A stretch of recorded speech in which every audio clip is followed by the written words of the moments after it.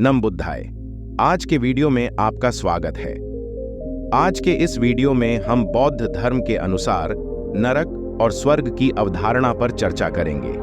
अब वीडियो शुरू करने से पहले मैं आप सभी को आमंत्रित करता हूं कि इस वीडियो के दौरान आप खुले दिमाग और समझदारी के साथ विचार करें, ताकि हम यह साझा कर सकें कि बौद्ध धर्म नरक और स्वर्ग के बारे में क्या सिखाता है। तो लगभग सभी धर्मों में नरक और स्वर्ग के बारे में शिक्षाएं दी जाती हैं। अब आप सोच रहे होंगे कि क्या बौद्ध धर्म में भी नरक और स्वर्ग के बारे में कोई शिक्षा है? इसका छोटा उत्तर है हाँ। बौद्ध धर्म में नरक और स्वर्ग के बारे में शिक्षाएं हैं, लेकिन यह अन्य धर्मों से बहुत अलग है। अब लगभग सभी एकेश्वरवादी धर्मों में स्वर्ग एक शाश्वत स्थान है, यानी एक बार जब कोई जीव वहां पैदा होता है तो वह हमेशा के लिए वहां रहता है। लेकिन कुछ धर्मों में, जैसे इस्लाम और यहूदी धर्म, नरक एक शाश्वत स्थान नहीं है। अंततः उन्हें क्षमा कर दिया जाएगा और वे फिर से स्वर्ग में पैदा होंगे। लेकिन ईसाई धर्म में, मेरी जानकारी के अनुसार, नरक और स्वर्ग दोनों शाश्वत स्थान हैं। एकेश्वरवादी धर्मों में नरक और स्वर्ग की अवधारणा होती है, लेकिन बौद्ध धर्म में नरक और स्वर्ग का विचार बहुत अलग है। अब नरक और स्वर्ग को समझने से पहले मैं आपको एक और महत्वपूर्ण शब्द से परिचित कराना चाहता हूं, और वह शब्द है संसार। संसार का मतलब है जन्म, मृत्यु और पुनर्जन्म का चक्र। जन्म, मृत्यु और पुनर्जन्म। भगवान बुद्ध हमें दिखाते हैं कि सभी जीवित प्राणी, सिवाय उन प्राणियों के जो ज्ञान प्राप्त कर चुके हैं, इस जन्म, मृत्यु और पुनर्जन्म के चक्र में बंधे हुए हैं।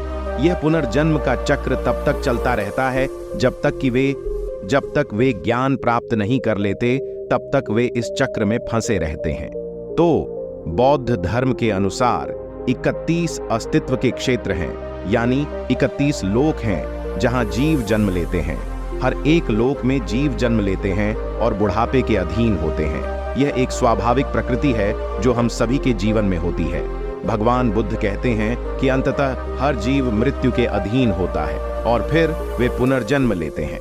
यह नियम सभी पर लागू होता है। स्वर्ग के बारे में भी यही बात है। इसका मतलब यह है कि जब कोई जीव स्वर्ग में जन्म लेता है तो इवेंचुअली वह भी बुढ़ापे का सामना करता है और मर जाता है। इसलिए बौद्ध धर्म के अनुसार स्वर्ग या नरक एक शाश्वत स्थान नहीं है जहां जीव जन्म लेते हैं और योंग के लिए वहां नहीं रहते। वे अंततः बुढ़ापे का सामना करते हैं, मरते हैं और फिर से पुनर्जन्म लेते हैं। तो यह बौद्ध धर्म के अनुसार नरक और स्वर्ग का मूलभूत विचार है। अब आप यह सोच रहे होंगे कि स्वर्ग और नरक का न्याय कौन करेगा, यानी कौन तय करेगा कि कौन स्वर्ग में जाएगा और कौन नरक में जाएगा। अब सभी एकेश्वरवादी धर्मों के अनुसार उनके पापों और उनके व्यवहार के अनुसार न्याय ईश्वर करता है।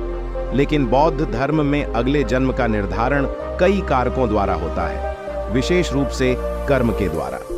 भगवान बुद्ध कहते हैं कि जब कोई व्यक्ति अधिक पुण्य कर्म करता है, यानी जब वह हत्या, चोरी, यौन कदाचार, झूठ बोलने और शराब या नशे के सेवन से दूर रहता है, और जब वह एक सदाचारी और नैतिक जीवन जीता है, तो वह स्वर्ग में जन्म लेगा।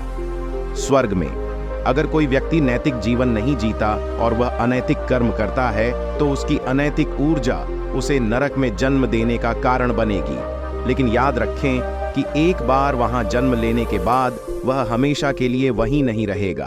वह स्थान शाश्वत नहीं है, इसलिए अंततः उन्हें पुनर्जन्म के लिए अन्य लोकों में जाना पड़ेगा।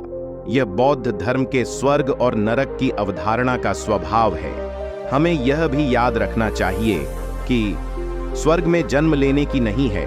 भगवान बुद्ध बताते हैं कि किसी जीव का स्वर्ग में जन्म लेने का तरीका क्या है और कौन से कर्म या क्रियाएं स्वर्ग में जन्म देने के लिए प्रेरित करती हैं और कौन से कर्म नरक में जन्म देने के लिए। लेकिन बुद्ध कभी नहीं कहते कि बौद्ध धर्म का अंतिम लक्ष्य स्वर्ग में जन्म लेना है। बुद्ध कहते हैं कि बौद्ध धर्म का अंतिम लक्ष्य सभी प्रकार की पीड़ा से मुक्ति प्राप्त करना है।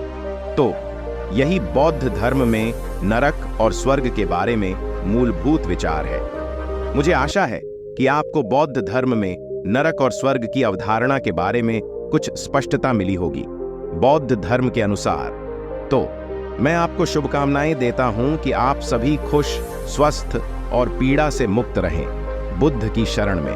धन्यवाद। और अगर आपको यह वीडियो पसंद आया हो तो इसे लाइक करें, शेयर करें और हमारे चैनल को सब्सक्राइब करें।